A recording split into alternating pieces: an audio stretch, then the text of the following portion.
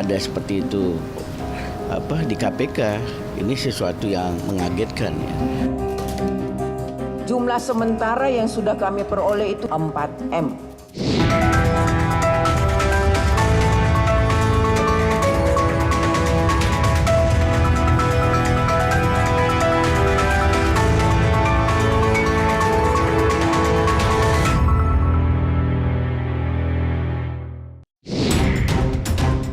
Lembaga Perlindungan Saksi dan Korban LPSK meminta Mario Dandi CS bayar ganti rugi atau restitusi 120 miliar rupiah pada korban David Ozora. Dewan Pengawas KPK mengungkap praktik pungutan liar di rumah tahanan KPK yang mencapai 4 miliar rupiah. Sidang isbat memutuskan Idul Adha jatuh pada 29 Juni 2023. Sementara ratusan ribu jemaah haji Indonesia sudah tiba di Tanah Suci. 30% diantaranya adalah jemaah lansia. Selamat datang di program 60 Menit Special Report Membuka Mata, Mengungkap Fenomena. Bersama saya, Ihsan Sitorus, kita langsung ke berita pertama saudara. Para terdakwa kasus penganiayaan David Ozora, Mario Dandi, dan Shane Lucas kini tengah dihadapkan dengan biaya restitusi atau ganti rugi yang diajukan Lembaga Perlindungan Saksi dan Korban. LPSK menghitung biaya ganti rugi sebesar 120 miliar rupiah wajib dibayarkan para terdakwa karena telah menganiaya David Ozora hingga koma. Terdakwa kasus penganiayaan terhadap David Ozora, Mario Dandi, kini tengah dihadapkan dengan persoalan lainnya. Bukan cuma terancam pidana, Mario Dandi juga diwajibkan membayar ganti rugi atau restitusi kepada David karena telah menganiaya hingga koma. Lembaga Perlindungan Saksi dan Korban atau LPSK telah membuat perhitungan atas biaya ganti rugi yang wajib dibayarkan Mario. Bukan main, LPSK mengajukan biaya ganti rugi terhadap Mario Dandi dan Shane Lucas sebesar 120 miliar rupiah. Pengajuan itu disampaikan anggota LPSK Abdanev Jopa saat hadir sebagai ahli dalam persidangan kasus tersebut pada Selasa lalu. Menurut LPSK, nilai restitusi 120 miliar rupiah itu berdasarkan pertimbangan komponen penderitaan yang dialami David, baik sekarang hingga di masa depan. Pasalnya, David menderita diffuse axonal injury stage 2 atau cedera otak traumatik parah dengan harapan sembuh hanya 10% yang akan berlangsung seumur hidup. Bahwa dari 100% orang yang menderita diffuse axonal injury stage 2 ini hanya 10% yang berhasil sembuh. Sembuh pun itu bukan kategori kembali kepada keadaan semula. Jadi 90% tidak kembali dalam keadaan semula. Yang kedua, tim meminta proyeksi pemulihan dari Rumah Sakit Mayapada bahwa dari penilaian Rumah Sakit Mayapada biaya yang diperlukan penanganan medis terhadap korban DO itu selama 1 tahun sebesar 2.187.120.000. Jadi untuk korban DO biaya perawatan proyeksi dari Rumah Sakit Mayapada itu sebesar 2.187.120 rupiah. Bahwa kemudian mengingat hanya 10% yang sembuh, artinya punya potensi yang lebih besar untuk tidak sembuh, tim kemudian menghitung berapa lama, pertanyaan kemudian berapa lama jangka waktu yang dihitung. Bahwa kemudian tim berpendapat melakukan perhitungan merujuk pada data umur, ini BPS, situs BPS bahwa provinsi di Jakarta, umur rata-rata orang hidup itu 71 tahun. Nah, kemudian tim menilai 71 tahun dikurangi dengan umur korban DO menjadi korban, itu 17 tahun. Artinya ada proyeksi selama 54 tahun korban DO ini menderita. Sebelumnya, ayah David Ozora, Jonathan Latumahina, hanya mengajukan ganti rugi sebesar 52 miliar rupiah berdasarkan 3 komponen pada 17 Maret lalu. Di antaranya, penderitaan yang dialami David Ozora setara 50 miliar rupiah, perawatan medis dan psikologis senilai 1,3 miliar rupiah, serta ganti rugi atas kehilangan sebesar 40 juta rupiah. Namun dari angka itu, LPSK menghitung kembali kisaran ganti rugi pada sejumlah komponen, terutama penderitaan yang dialami David Ozora. LPSK pun menambah perhitungan proyeksi biaya penderitaan David Ozora hingga mencapai 118 miliar rupiah. Sedangkan perhitungan biaya perawatan medis dan psikologis tak berubah, yakni 1,3 miliar rupiah. Sementara LPSK menghitung biaya ganti rugi atas kehilangan berkurang menjadi 18,2 juta rupiah. ganti kerugian atas kehilangan kekayaan. Jumlahnya 40 juta. Atas jumlah 40 juta ini tim menilai nilai kewajarannya hanya 18 juta. LPSK menjelaskan, pengajuan ganti rugi ini berdasarkan peraturan pemerintah tentang ganti rugi bagi anak korban tindak pidana. Dalam peraturan itu, disebutkan 3 hal yang menjadi hak restitusi anak korban tindak pidana, yakni ganti rugi kehilangan kekayaan, penderitaan, dan biaya perawatan medis dan psikologis, seperti yang telah diajukan keluarga David Ozora dan LPSK. Penasihat hukum David Ozora, Melissa Anggraini mengungkap, pihak keluarga awalnya tak mengajukan upaya ganti rugi. Namun, berdasarkan kondisi yang dialami David, LPSK menyarankan agar keluarga korban mengajukan ganti rugi atas penganiayaan yang dilakukan Mario Dandi dan Shane Lucas. Kemudian diyakinkan dari LPSK, bahkan ini menjadi P19 Kejaksaan untuk dihitungkan restitusi, karena sejatinya restitusi ini adalah hak dari anak korban. Karena ini adalah hak, ada dicantumkan di dalam Undang-Undang LPSK, lalu secara teknis ada di Perma nomor 1 tahun 2022, ada juga di PP nomor 43 dan lain sebagainya. Artinya memang hak ini sudah disusun sedemikian rupa oleh negara untuk bisa dimintakan bagi korban. Dalam persidangan sebelumnya, ayah David Ozora, Jonathan Latumahina, sempat menyebut ganti rugi tak akan sebanding dengan apa yang telah dialami anaknya. Menurutnya, ganti rugi akan sebanding jika Mario Dandi juga mengalami koma seperti David. Tentang nilai dan lain-lain saya memang saya pikir nggak ada yang sebanding ya. Kecuali pelaku dilakukan hal yang sama gitu, dibikin koma. Itu baru sebanding menurut saya. Tapi misalnya sudah ada perhitungan dari LPSK, ya saya sih ikut aja bagaimana prosesnya. Menariknya, jaksa penuntut umum menanyakan mekanisme pengawasan ganti rugi kepada LPSK. LPSK menjawab, meski restitusi telah diatur dalam peraturan pemerintah, namun belum ada aturan tersendiri terkait pengawasannya. Pernah ada praktek pembuatan rekening untuk dititipkan atau dimasukkan uang restitusi ke rekening, ada penyerahan langsung, tapi mengingat ini jumlahnya cukup besar, ya mungkin mekanisme yang cocok dimasukkan ke dalam rekening. Atas nama? Atas nama pemohon. Pemohon. Pengawasannya, kalau memang ini sesuai dengan proyeksi LPSK, artinya harus dipergunakan seperti yang ada dalam proyeksi. Bagaimana mekanisme pengawasannya? Ada pengaturannya? Semua restitusi dari beberapa peraturan perundang-undangan tidak ada yang mengatur terkait dengan mekanisme pengawasan penggunaan uang restitusi. Sementara itu, terdakwa penganiayaan David Ozora, Mario Dandi, mengaku tak sanggup untuk membayar ganti rugi sebesar 120 miliar tersebut. Penasihat hukum Mario Dandi menyatakan, kliennya masih duduk di bangku kuliah dan belum berpenghasilan. Mario, sepengetahuan saya sih belum bekerja ya, dia hanya mahasiswa dan kita nggak tahu nanti sampai sejauh mana restitusi itu apabila nanti dikabulkan bisa dipulihkan, gitu loh. Karena ini bukan ayahnya nih yang melakukan tindak pidana yang akan dihukum sebagai pihak yang bertanggung jawab terhadap restitusi itu. Karena kalau saya rasakan ya kita sama-sama tahu lah, mahasiswa ya belum bekerja seperti apa. Ya saya juga nggak tahu apakah ada aset atas nama dia. Cuman sepanjang itu bukan atas nama dia, ya itu tidak bisa ditarik untuk melakukan penggantian terhadap restitusi itu. Hal ini pun sempat disinggung jaksa jika terdakwa tak mampu membayar ganti rugi. Namun menurut LPSK, restitusi bisa dibayarkan pihak ketiga, yaitu orang tua para pelaku. Katakanlah sekarang ketiga terdakwa itu menolak untuk membayar atau tiba-tiba menyatakan tidak mampu untuk membayar. Mekanismenya seperti apa untuk menindaklanjuti ketidakmampuan itu? Menjawab itu memang belum ada peraturan yang memaksa seorang terdakwa kalau kemudian tidak bisa membayar. Pada prakteknya yang sering dilakukan adalah membebankan pidana subsidiar pada praktek. Pembebanan restitusi itu dibebankan kepada siapa? Terdakwa. Terdakwa. Iya. Oke. Kepada pihak lain? Ada dimungkinkan pihak ketiga jika terdakwa tidak restitusi dibayarkan oleh para terdakwa atau para pelaku dan juga pihak ketiga. Pihak ketiga bisa. Bisa.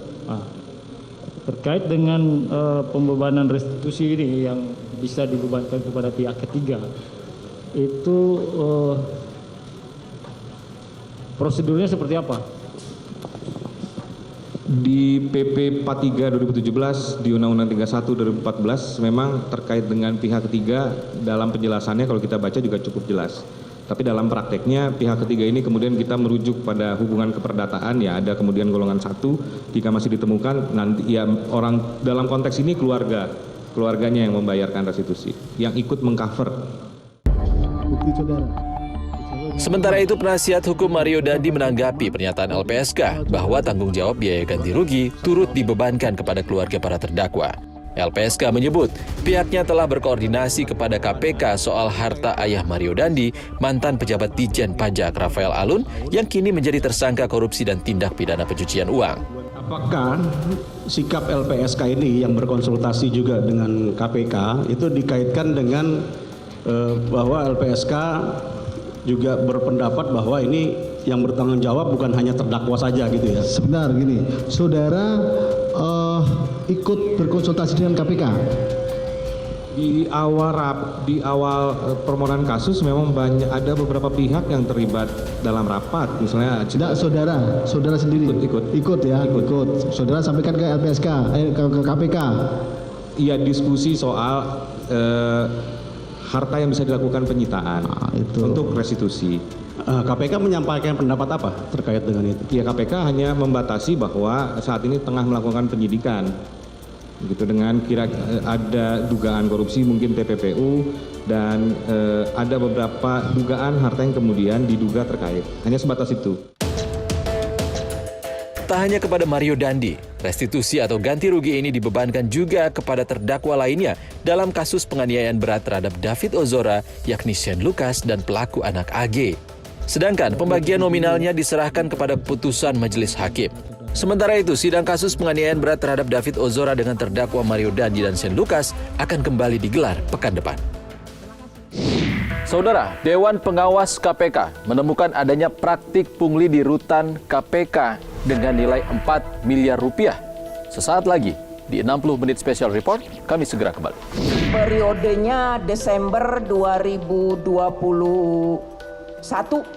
sampai dengan bulan Maret 2022 itu sejumlah 4M.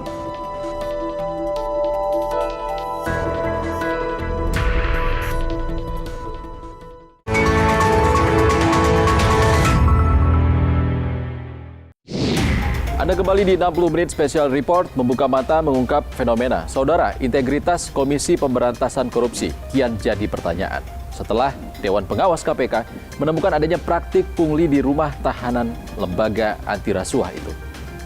Tak main-main, dalam kurun waktu 4 bulan nilai pungli di rumah tahanan KPK mencapai 4 miliar rupiah. Pungutan yang dilakukan terhadap siapa? Terhadap tahanan-tahanan yang ditahan di rutan KPK. Ini murni temuan Dewan Pengawas, tidak ada pengaduan. Jumlah sementara yang sudah kami peroleh itu di dalam 1 tahun, periodenya Desember 2021 sampai dengan bulan Maret 2022 itu sejumlah 4M. Integritas Komisi Pemberantasan Korupsi kini semakin dipertanyakan. Belum selesai kasus dugaan pembocoran dokumen penyelidikan KPK terkait kasus di Kementerian ESDM, integritas KPK kembali diuji. Dewan Pengawas KPK mengungkap praktik pungutan liar di rumah tahanan KPK di Rutan Kelas 1 Jakarta Timur Cabang KPK yang terletak di Gedung Merah Putih KPK Kuningan, Jakarta Selatan.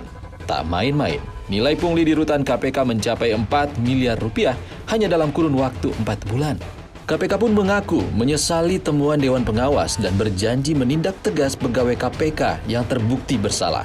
Kami segenap pimpinan dan insan Komisi Pemberantasan Korupsi KPK menyesalkan dugaan peristiwa dimaksud dan KPK berkomitmen untuk menindak secara tegas, objektif sesuai dengan fakta kepada siapapun pelakunya, termasuk jika benar terjadi dan dilakukan oleh insan KPK dimaksud. KPK memahami bahwa insan KPK merupakan manusia yang memungkinkan salah. Sementara itu, Menko Polhukam Mahfud MD mendorong KPK menindak pidana oknum pegawai KPK yang terlibat praktik pungli di rutan KPK. Mahfud menilai pungli termasuk tindak pidana korupsi. Ya bagus lah. Bagus dalam arti yang begitu itu harus dibuka ke publik dan sesudah itu ditindaklanjuti secara hukum. Karena pungli itu adalah tindak pidana. Memang sih korupsi itu kan ada 7 macam ya. Mulai dari pungli, markup, kemudian markdown, pemalsuan dokumen dan sebagainya. Trimedia Panjaitan, anggota Komisi 3 DPR yang membidangi hukum, mengaku terkejut praktik pungli justru terjadi di rutan KPK. Trimedia bahkan meminta Ketua KPK Firly Bahuri turun tangan. Tapi terus terang aja, saya agak kaget tuh. Kita pikir selama ini kasus-kasus seperti itu hanya di Salemba, Cipinang, peradilan-peradilan yang dikelola oleh Kumham. Kalau ada seperti itu di KPK, ini sesuatu yang mengagetkan ya. Dan saya kira Pak Firly sebagai Ketua KPK harus segera turun tangan.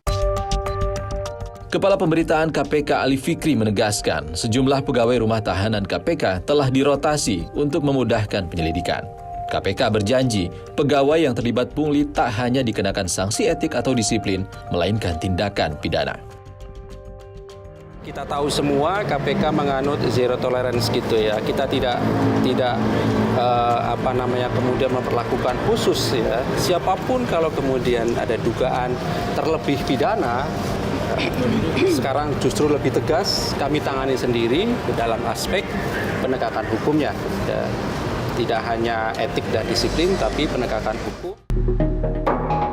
Sementara itu, mantan Wakil Ketua KPK Saud Situmorang mendorong Dewan Pengawas KPK transparan terkait kasus pungli di rutan KPK. Saud menilai perputaran uang pungli di rutan KPK yang mencapai 4 miliar rupiah bisa berimplikasi besar.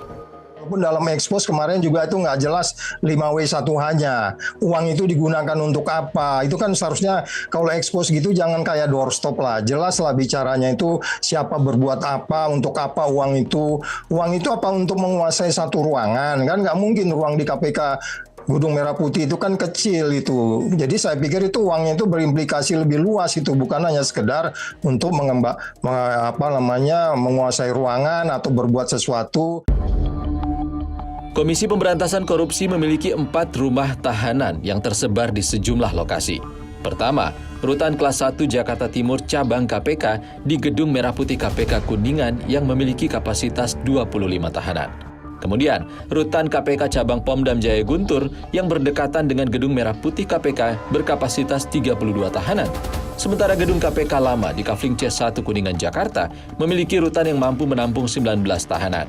Lalu Rutan KPK Cabang Mako Puspomal TNI Kelapa Gading, Jakarta dengan kapasitas 16 tahanan. Komisi Pemberantasan Korupsi memang tengah jadi sorotan akibat perilaku pegawainya sendiri. Pada 2021 lalu, ada kasus pegawai KPK berinisial IGAS yang saat itu menjabat Satgas Direktorat Barang Bukti dan Eksekusi KPK. IGAS mencuri barang bukti kasus korupsi 1.900 gram emas yang digadaikan senilai 900 juta rupiah untuk membayar utang. Di tahun yang sama, publik digegerkan kasus penyidik KPK dari Polri Stepanus Robin Patuju yang menerima suap senilai 1,3 miliar rupiah dari mantan wali kota Tanjung Balai M. Syahrial yang saat itu tengah diselidiki KPK. Tak hanya pegawai, pimpinan KPK pun tak luput dari noda.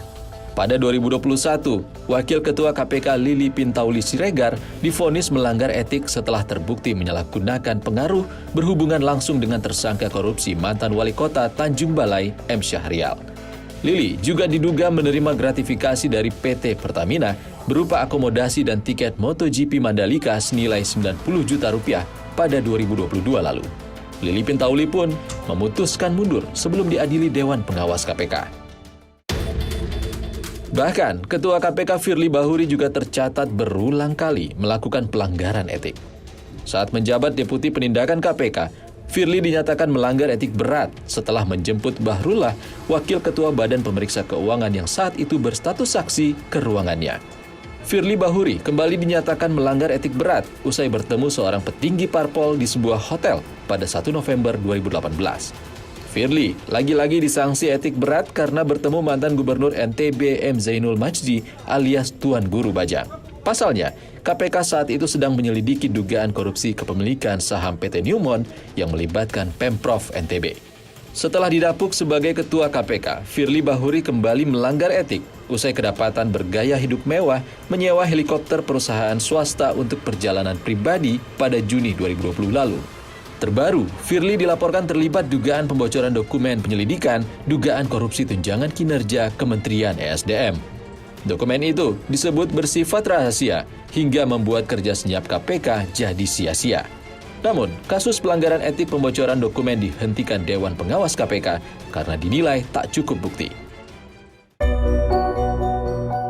Wakil Ketua KPK periode 2007-2011 M. Yasin menyebut rentetan kasus internal yang mencoreng nama baik lembaga anti korupsi KPK buah kesalahan sistem organisasi yang dimulai dari pucuk pimpinan.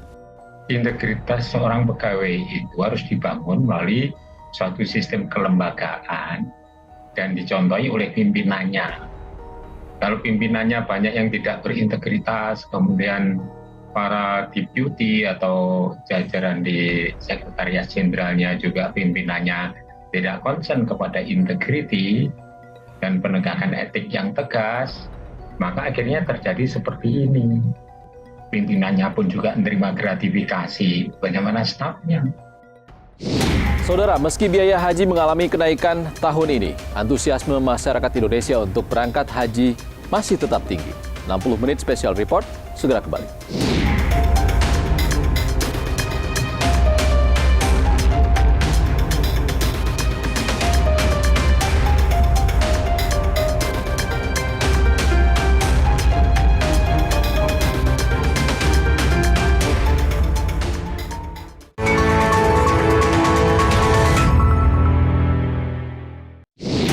Anda kembali bersama kami di 60 menit special report membuka mata, mengungkap fenomena. Saudara, Indonesia, negara dengan penduduk muslim terbesar di dunia.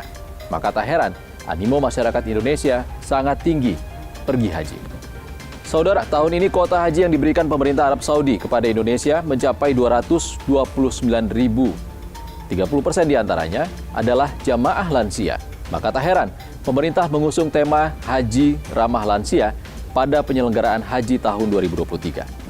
Saudara, jemaah haji lansia yang jumlahnya mencapai 66.000 beruntung bisa ke Tanah Suci. Karena banyak jemaah haji yang gagal berangkat karena biaya yang terus naik. Lalu bagaimana menyikapi biaya haji yang kemungkinan akan naik tahun depan? Berikut penelusuran jurnalis Kompas TV, Lintang Pudiastuti. Sidang isbat secara mufakat bahwa 1 Zulhijjah 1444 Hijriah jatuh pada hari Selasa tanggal 20 Juni 2023 Masehi dan hari Raya Idul Adha jatuh pada hari Kamis tanggal 29 Juni 2023 Masehi. Kementerian Agama Republik Indonesia menetapkan Hari Raya Idul Adha jatuh Kamis 29 Juni mendatang. Hal ini diputuskan setelah pemerintah melakukan sidang isbat dan menentukan 1 Zulhijjah 1444 Hijriah jatuh pada 29 Juni 2023. Sebelumnya, pemerintah menggunakan metode Rukyatul Hilal atau pemantauan hilal awal Zulhijjah di 99 titik di Indonesia untuk menentukan Hari Raya Idul Adha tahun 2023. Namun, keputusan pemerintah berbeda dengan pimpinan pusat atau PP Muhammadiyah yang menetapkan Idul Adha jatuh pada Rabu 28 Juni 2023 dengan metode hisab. Sementara, berdasarkan hasil sidang isbat, pemerintah Arab Saudi memutuskan wukuf Arafah 9 Zulhijjah jatuh pada 27 Juni 2023. Wukuf di Padang Arafah merupakan salah satu rukun haji yang wajib dilaksanakan para jemaah haji. Berdasarkan hasil dari lembaga atau sidang isbat di Pemerintah Saudi memutuskan insya Allah tanggal 9 Zulhijjah jatuh pada tanggal 27. Tercatat per 23 Juni 2023, sebanyak 99.211 jemaah haji gelombang 2 yang tergabung dalam 258 kelompok terbang tiba di Bandara King Abdul Aziz International Jeddah untuk selanjutnya diterbangkan ke Mekah untuk menjalankan rangkaian ibadah haji. Menteri Agama Yakut Khalil Qomas meninjau kesiapan penyelenggaraan puncak haji di Jeddah, Arab Saudi, Senin 19 Juni lalu. Dalam kunjungannya, Menak mengimbau jemaah haji menjaga kondisi fisik, khususnya jemaah lanjut usia, mengingat puncak ibadah haji memasuki musim panas dan membutuhkan stamina yang prima. Sebelumnya, Menak mengaku mendapat laporan terkait jemaah haji lansia yang kesulitan mengunyah makanan bertekstur keras.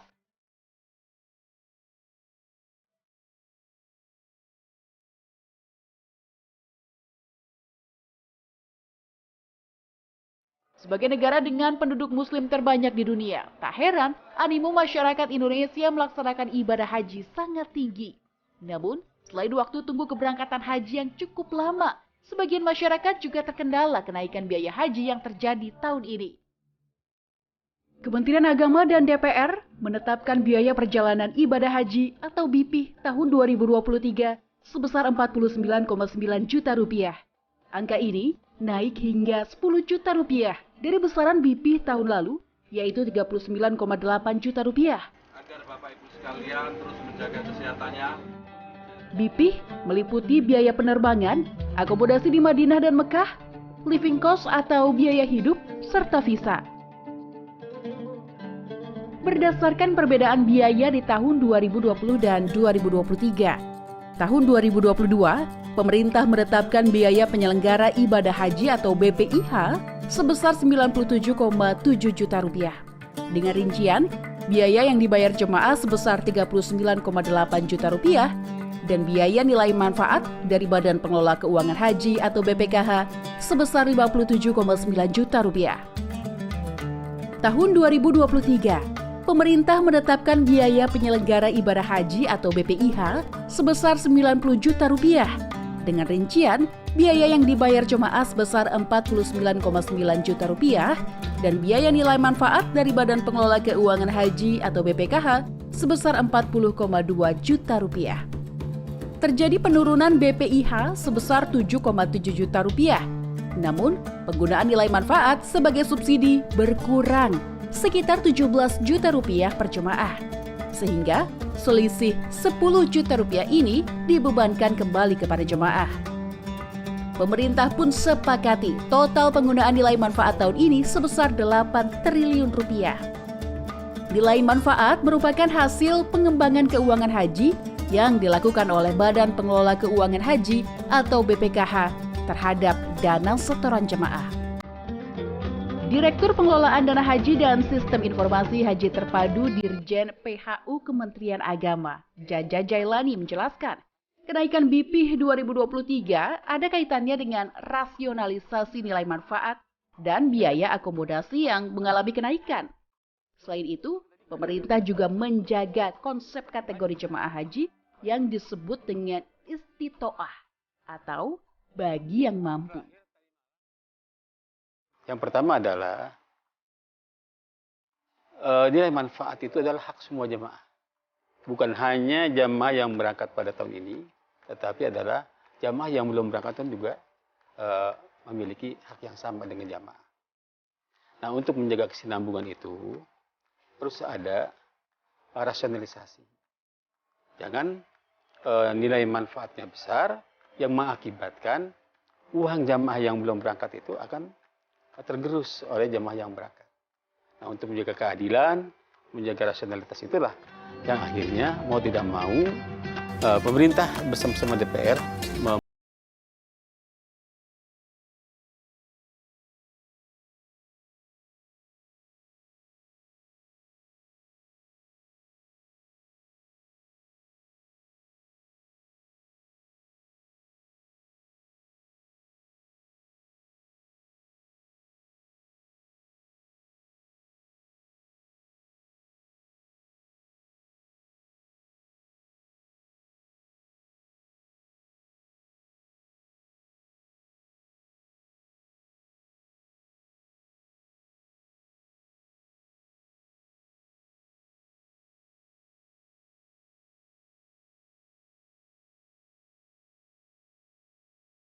kenaikan.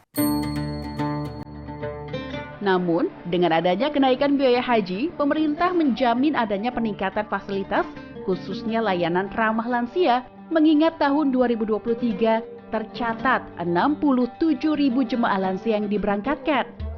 Sementara bagi jemaah yang masuk kuota tahun ini dan tertunda berangkat, pemerintah menjamin jemaah tersebut akan masuk kuota prioritas jemaah haji mendatang tahun 2024. Layanan-layanan ini sekarang kan berbeda nih.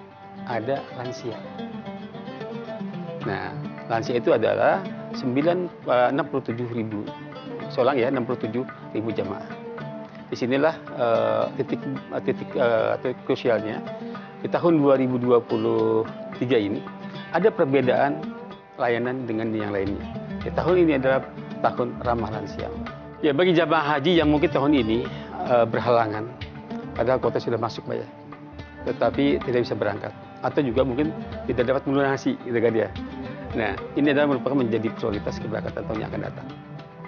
Nah, untuk itu saya menghimbau kepada jamaah haji yang tahun ini mungkin belum bisa berangkat karena berbagai macam faktor.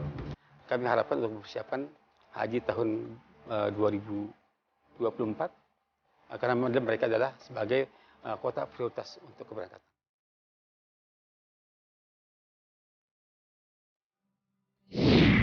Saudara, pemerintah pun berjanji akan menyiapkan solusi untuk mengantisipasi kenaikan biaya haji di tahun-tahun berikutnya. 60 menit special report, segera kembali. Setoran awal kita masih 25 juta. Setoran jamaah yang 25 juta ini kan 10 tahun yang lalu, Mbak. Dan kondisi ekonomi sekarang sudah sangat jauh berubah.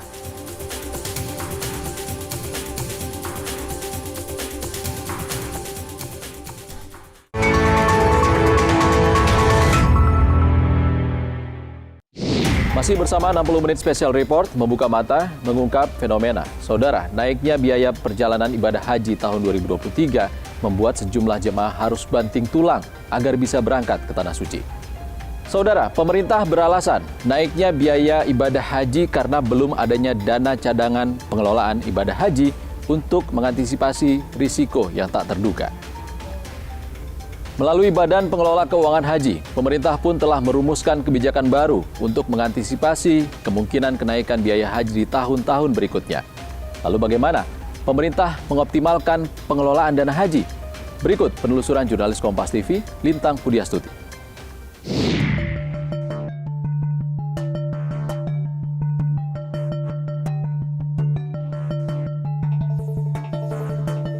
Di tahun 2023 ini, Indonesia mendapat alokasi kuota sebanyak 221.000 jemaah haji yang terdiri dari 203.320 kuota jemaah haji reguler dan 17.680 kuota jemaah haji khusus. Namun, Kemenak mencatat hingga penutupan pelunasan biaya haji 19 Mei lalu, ada 24.276 calon jemaah haji yang belum melunasi BPIH atau biaya yang ditetapkan. Sebagian terkendala masalah finansial. Mari kita lihat komposisinya. Tahun 2022, BPIH yang ditanggung jemaah sebesar 40,54%.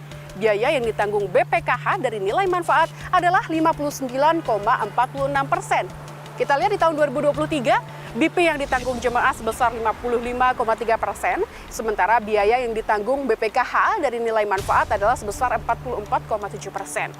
Mengapa komposisi biaya yang ditanggung BPKH lebih kecil di tahun 2023 ini?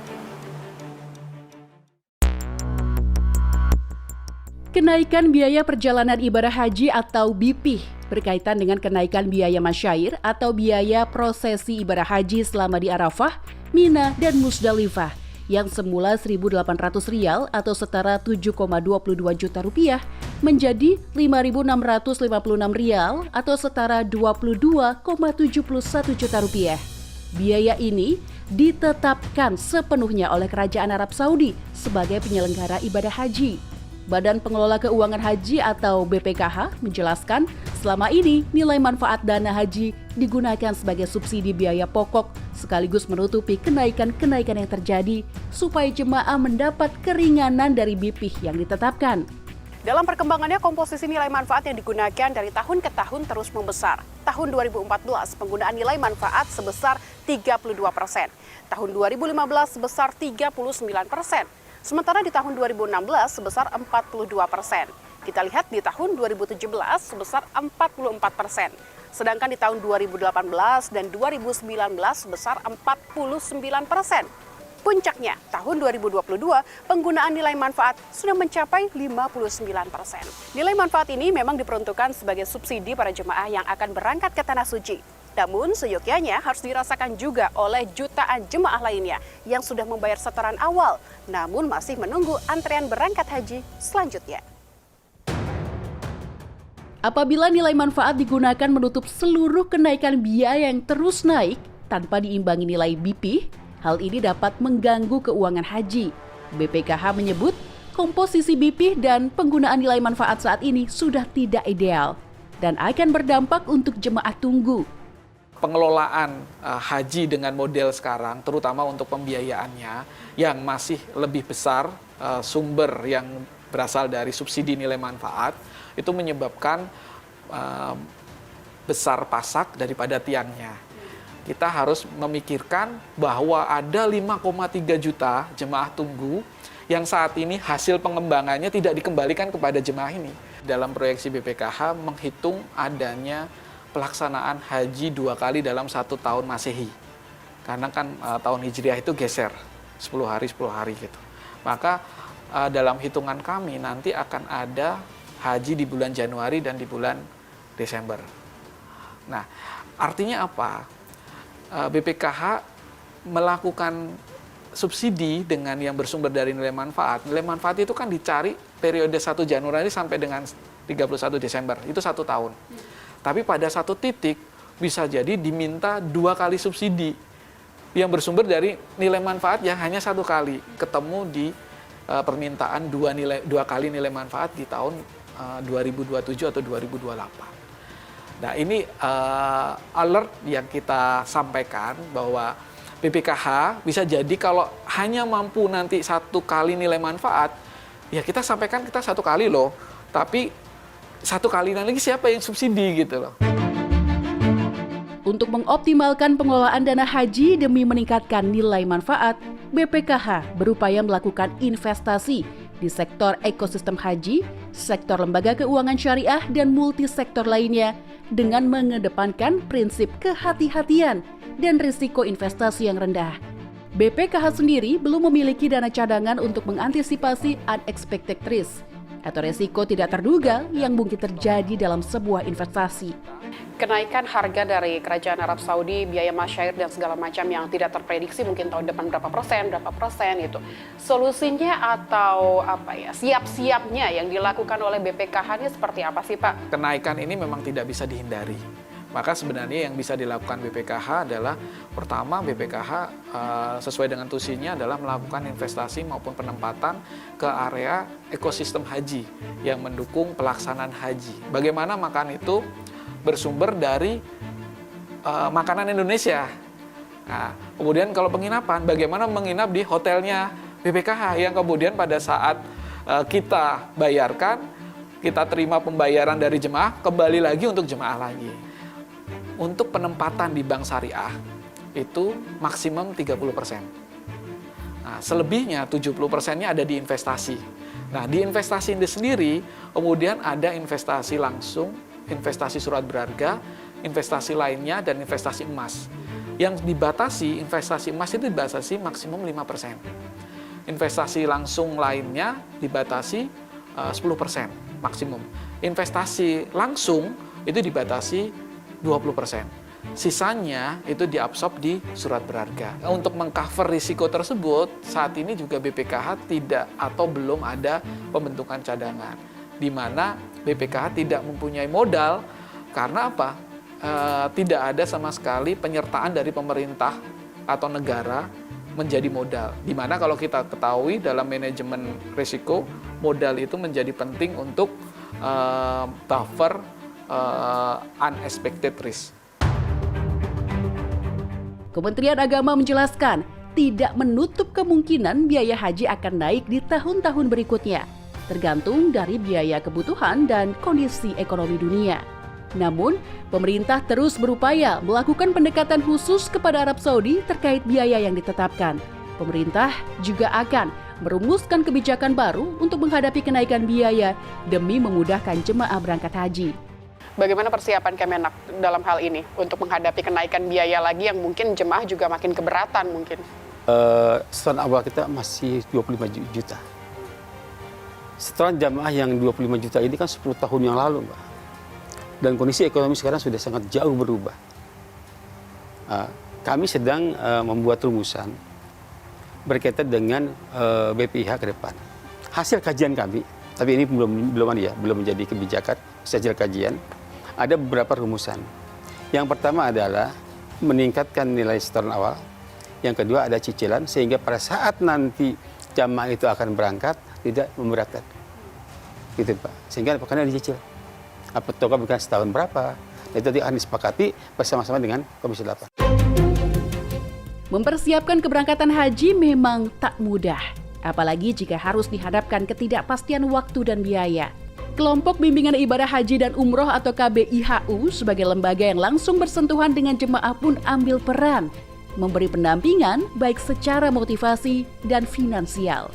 Manasik secara berkala juga rutin dilakukan sebelum keberangkatan untuk mengedukasi jemaah terkait rangkaian pelaksanaan ibadah haji maupun mengenai perubahan kebijakan haji yang sedang berlaku.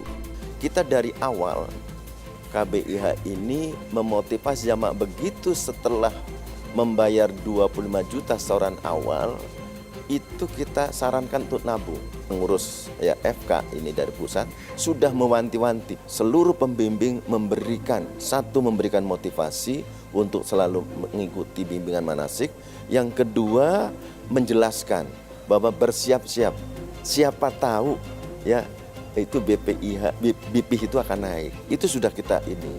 Itu kalau ada ya jamaah yang kekurangan tadi, kalau ini ya yayasannya atau ini pembimbingnya punya kemampuan, bantu itu. Yang kedua, kita bisa kerjasama dengan lembaga keuangan. Bank Syariah itu juga mau bantu. Asalkan jamaah haji itu punya jaminan entah rumah apa, bisalah. Ini sudah kita lakukan. Kenaikan biaya haji semestinya bisa diprediksi lebih dini, supaya calon jemaah dapat mempersiapkan sejauh hari. Pemerintah bersama badan pengelola terkait diharapkan mampu merumuskan kebijakan demi memudahkan calon jemaah haji melaksanakan rukun Islam yang kelima. 60 menit sudah kami hadir menemani Anda saudara. Tetap ikuti perkembangan pemilu 2024 di Kompas TV, independen, terpercaya. Saya Ihsan Sitorus undur diri. Sehat selalu. Sampai jumpa.